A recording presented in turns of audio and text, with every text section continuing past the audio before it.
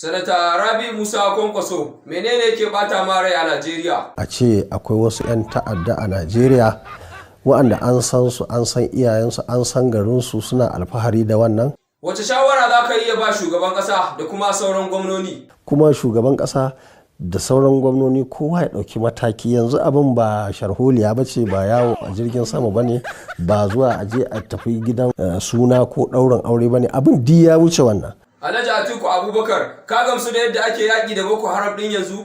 Ba lafiya, amma har yanzu yaya za a ce ƙasa kamar Najeriya? Ba ka ganin Buhari ya ɗauki isasshen lokaci domin ya ga ya gama da Boko Haram? A ce shekara 8. Ka tuna lokacin da muka yi yaƙin Biafra, wata 30 muka gama da Biafra. Kana ganin akwai gazawa kenan? Akwai gazawa. Ai ba san sojojinmu da gazawa ba. Dan Yarbawa, ya kamata mu san waɗanda ake zargi da Boko Haram. Let's go! Yauwa, bari mu ta bakin Nura Dan Dolo da Adam A Zango da Ado Gwanja. To. Suwa kuke zargi da sa hannunsu a Boko Haram? Ƙarya ne. Let's go! Adam A Zango, ka yi shiru. Gaskiya a dogon ja a bakin kai kamata mu samu wannan amsar.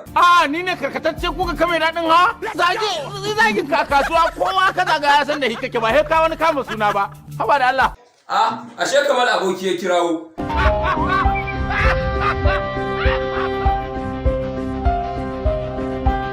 Kamar aboki dan Yarbawa, ya kamata mu san waɗanda ake zargi da sa hannunsu a Boko Haram. Mu zargin kowa muke yi,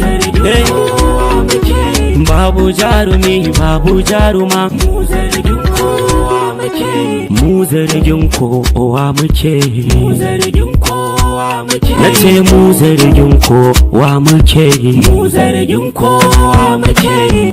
A arewa, a arewa, a ƙasata, a arewa sai kashe mu ake. Ba tsoro to muke ba, ba tsoron mutuwa muke ba. Wai suka ce kishi suke yi, karya banza ta koru hofi. Mun gano aiki ne kuke wa turawa. Kwashe kudi kun kwashe komai, ga rayukan namu kullum a banza.